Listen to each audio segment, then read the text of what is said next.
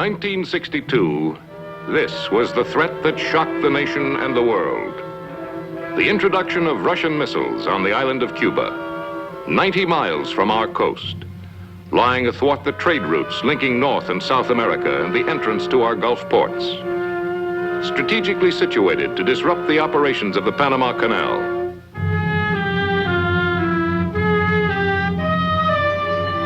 But the United States had a trump card, sea power.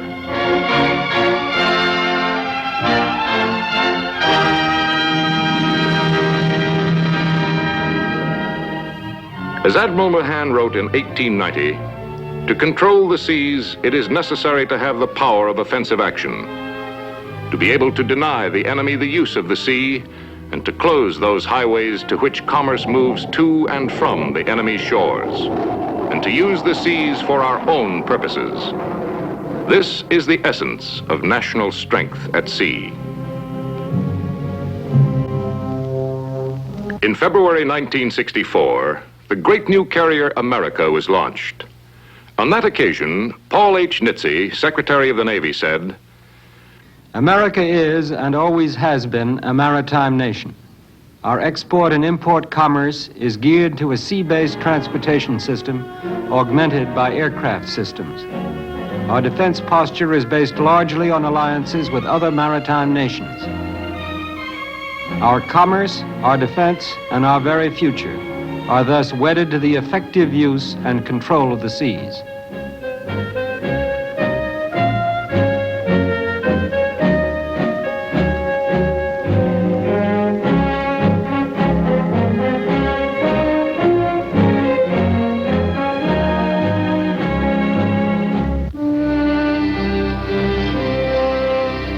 The roots of America's maritime strength go back to the days when the men and women who rode the Mayflower braved the bruising elements in search of freedom and opportunity.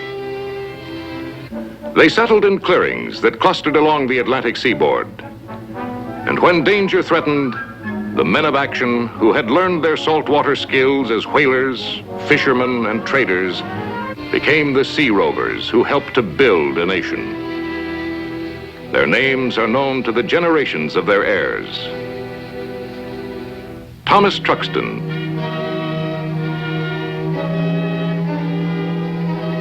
Stephen Decatur,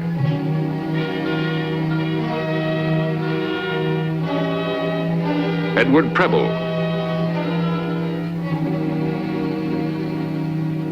Isaac Hull,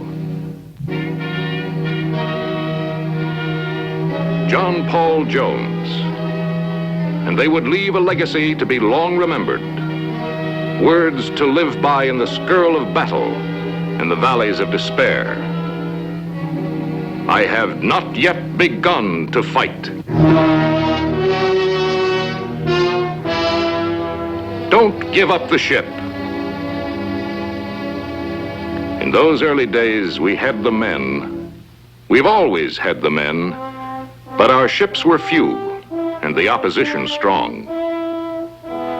George Washington was one of the first to voice the need for better ships and stronger fleets. He said, "In any operation and under all circumstances, a decisive naval superiority is to be considered as a fundamental principle and the basis upon which every hope of success must ultimately depend." Washington, with the help of a large French fleet, defeated Cornwallis at Yorktown, and we had won our independence. 20 years later, we found ourselves fighting the French on the high seas to retain our freedom. While we fought the French, the pirates of the Barbary States attacked our merchant ships, demanding tribute and holding American seamen for ransom.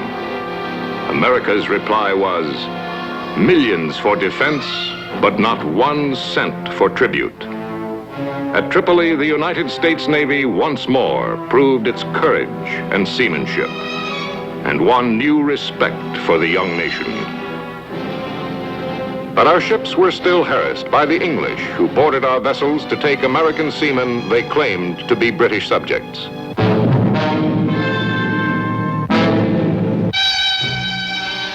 In 1812, American resentment exploded into war against Britain.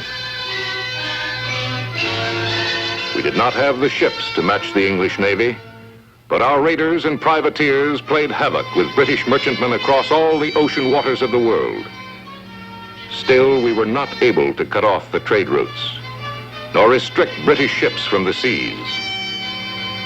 In the later years, much of our Atlantic coast was blockaded, and our own seaborne trade greatly reduced.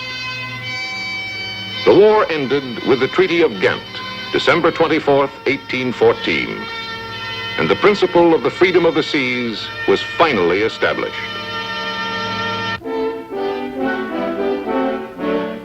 The years that followed from 1815 to 1860 saw only minor conflicts on the seas.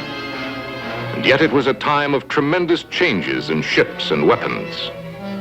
The sail-driven ships moving at the whim of the winds gradually gave way to steam power. Although for many years the sails remained to supplement the primitive steam engines. Wooden hulls were soon to be ironclad, and muzzle-loading smooth bores would become longer-ranging, more accurate breech-loading rifles. Shot was replaced by shell. The tools of sea power were changing. But not until the American Civil War would these developments be really exploited. The most dramatic encounter of the war was the battle between the Union ironclad Monitor and the Confederate Merrimac in 1862. And for the next 40 years, ironclads were a powerful influence in ship design, both in the United States and overseas. Unable to meet the North in a battle of fleets, the South relied on hit-and-run tactics of privateers and commerce raiders. But the North had more ships and greater industrial capacity. And in the end, the Northern blockade of southern ports and river traffic assured the final victory by cutting the flow of materials needed to wage war. Before the end of the war, the United States Navy had 700 surface ships. But by 1870, the number had shrunk to less than 200. Only 52 of these were in full commission. While most political leaders and many naval men relied on our distance from Europe to keep us from war, other men began to question the security of our passive defense.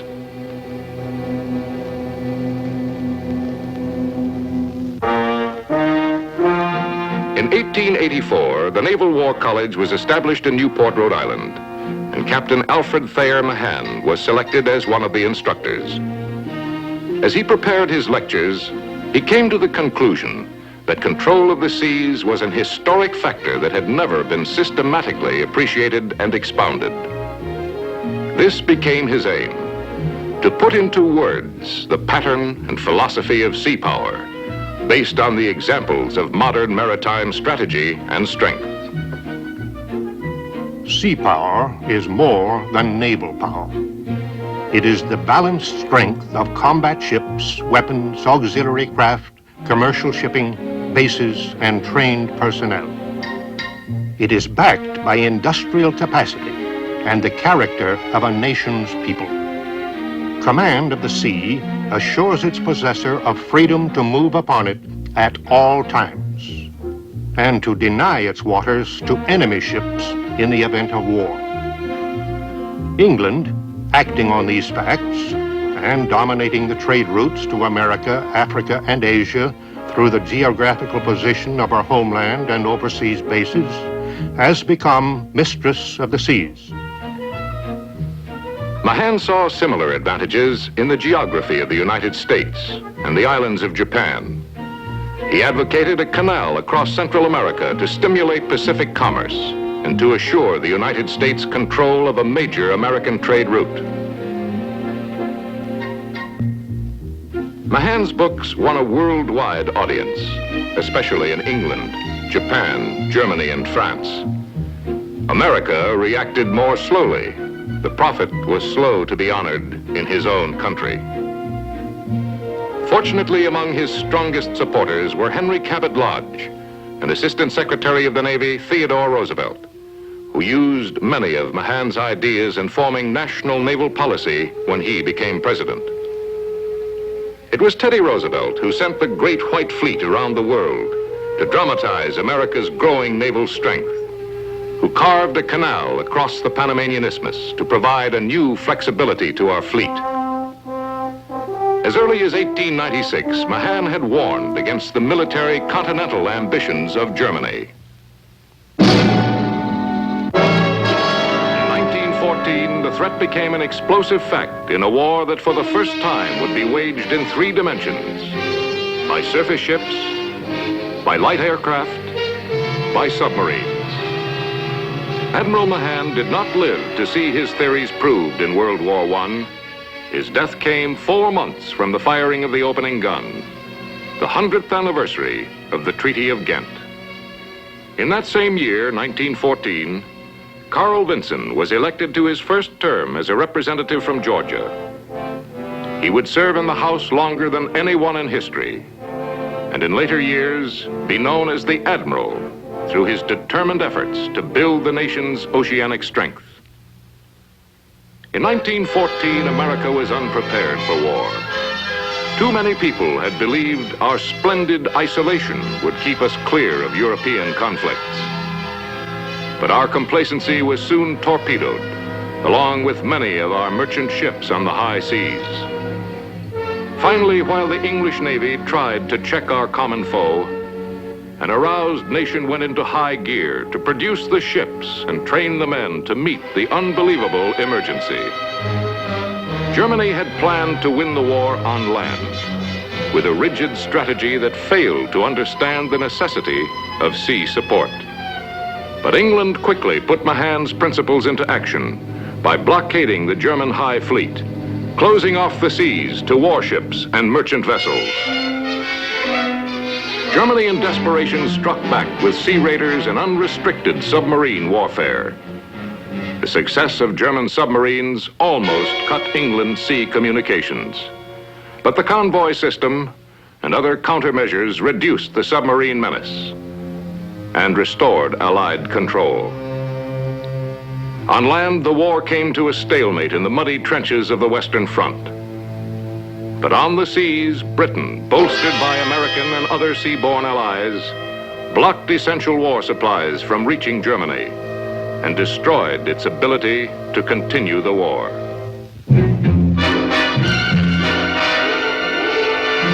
The only battle between the fleets was Jutland, where the German fleet, unable to break the British control of the seas, fled back to port. Superior British sea power had driven Germany from the seas. But America was quick to forget this lesson. With the war ended, our fleet again started to shrink. We relied once more on the fallacy of our splendid isolation. It was only the dedication of a few military and political leaders that prevented the complete decline of our national naval strength. Leading the fight was Carl Vinson, who had become chairman of the Naval Affairs Committee in 1931 and authored the famous Vinson-Trammell Act, which sparked the building of a 2-ocean navy. In 1964, one of his colleagues was to say, "No man has contributed more to improving our country's armed services and assuring the defense of our country than Chairman Vinson." In World War II, a major factor in Germany's defeat was the closing of her sea lanes. The British bottled up the German High Fleet in the North Sea, while Allied naval forces and air units gained control of the waters of the Mediterranean.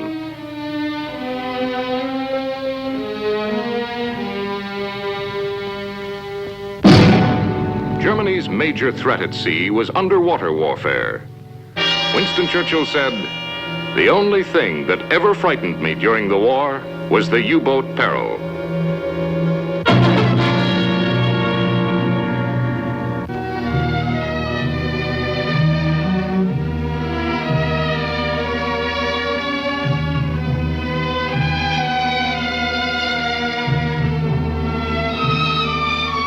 For a time, the submarine offensive brought England to the brink of defeat until countermeasures turned the tide.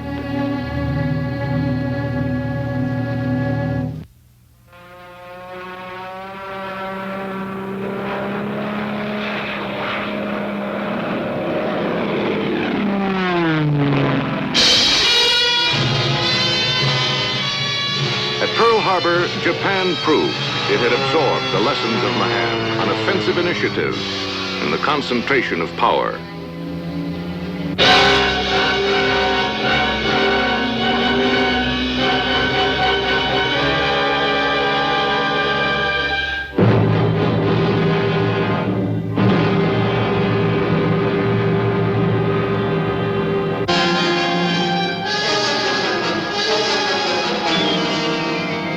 The effectiveness of his teaching was written in smoke and flame.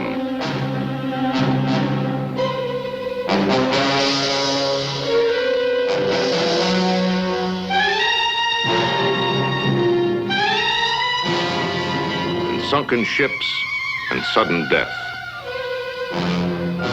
At first, we were on the strategic defensive. Then gradually our striking power grew.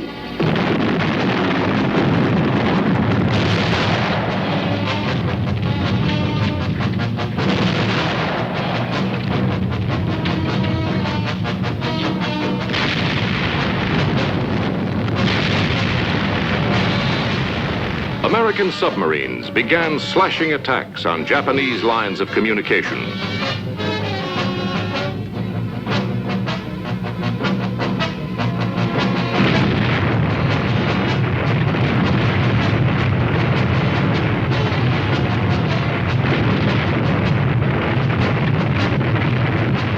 Then came the swift-moving task forces, spearheaded by carriers, and the extended striking force of naval air.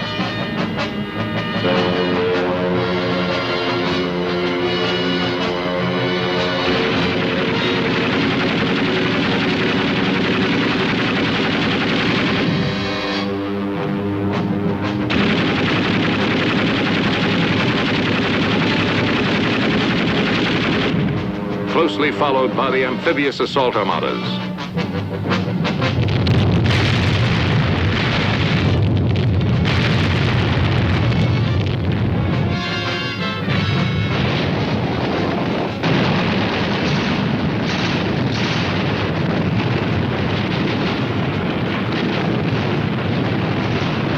They were commanded by leaders who combined the philosophies of Mahan with the seamanship and courage of men who long ago had won the nation's independence.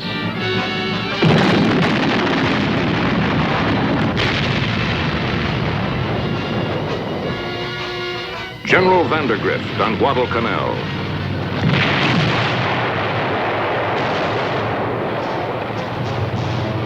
General Shoup on Tarawa.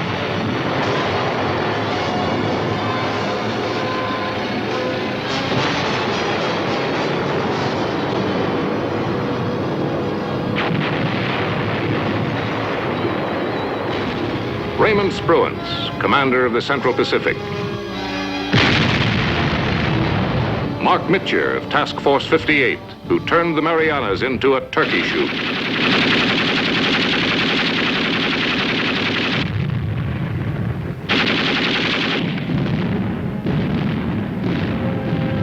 Bull Halsey, whose third fleet in the Battle of Leyte Gulf destroyed the Japanese fleet as an effective fighting force.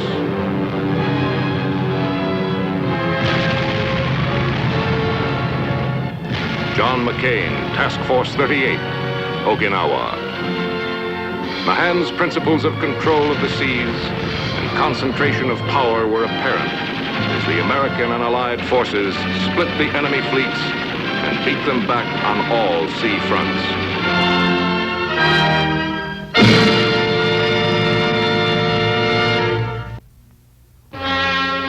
Without control of the seas, with her fleet gone, her sources of supply shrunken, Japan no longer had the ability to carry on.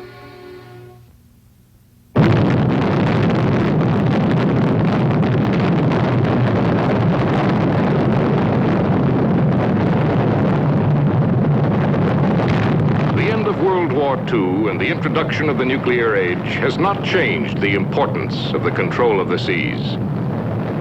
The force of sea power is mobile and varied enough to apply a wide range of pressures, from the deterring effect of visible presence to the launching of all-out nuclear retaliation.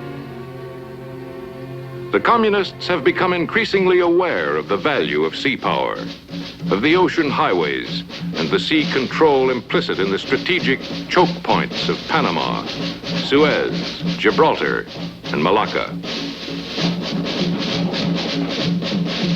They will take what they can get. They will take what we let them have. They will draw back if we show them we are not going to be buried a spadeful at a time.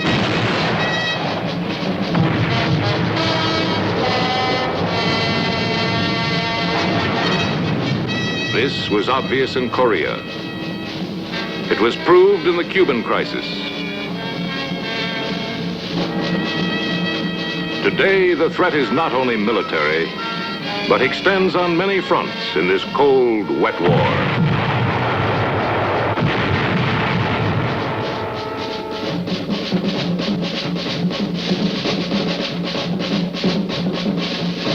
America can control the seas only by meeting the challenge in all arenas.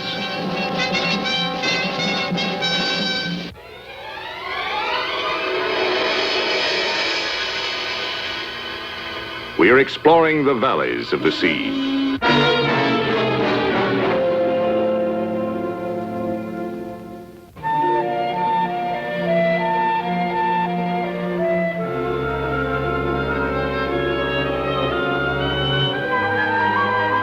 Mapping the ocean's bottom and seeking new sources of food and minerals.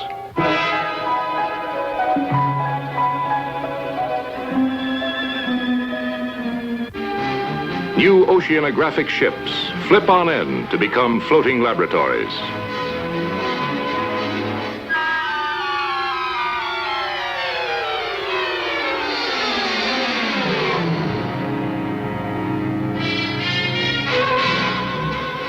Strange craft ride on hydrofoils at surprising speeds.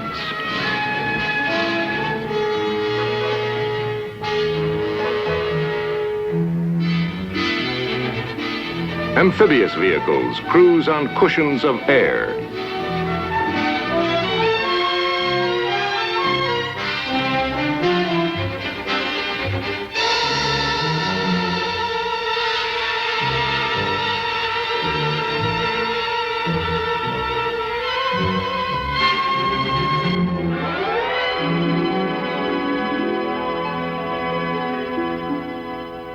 We are exploring new techniques in marine assaults.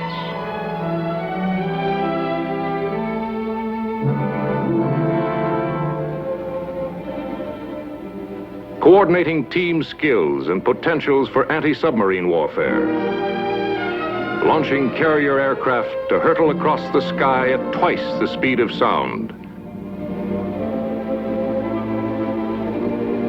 Capable of hitting targets 1,000 miles inland.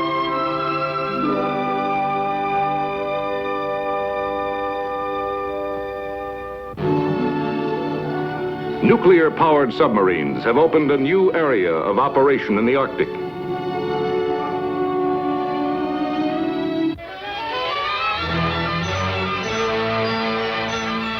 And with our nuclear submarines has come the Polaris missile system. Dominant deterrent, unseen, on duty around the clock, accurate, and with ranges up to 2,500 nautical miles. With Polaris and carrier aircraft, almost every land target in the world is within reach from the sea.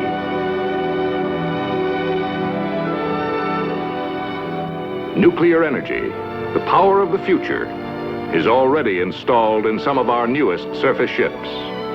The carrier Enterprise, the cruiser Long Beach, and the guided missile frigates Bainbridge and Truxtun.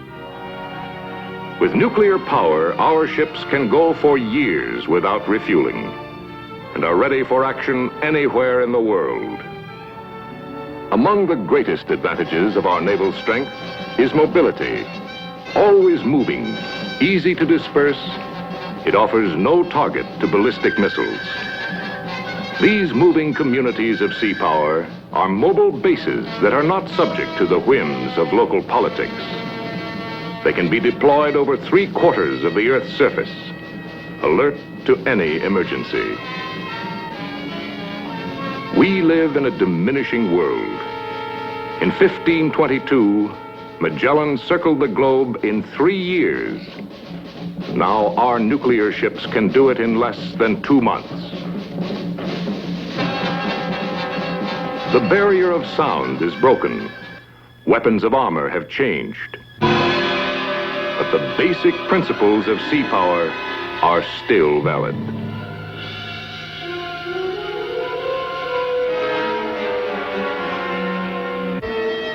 We have always had the men to do the job.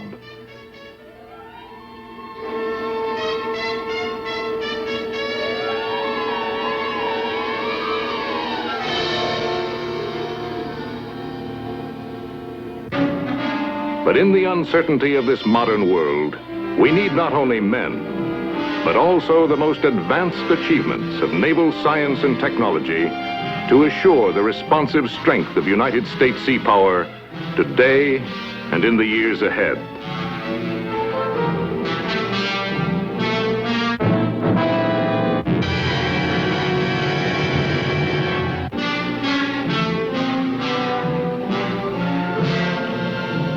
There is no single answer to national security, but one indispensable part of any answer is control of the seas.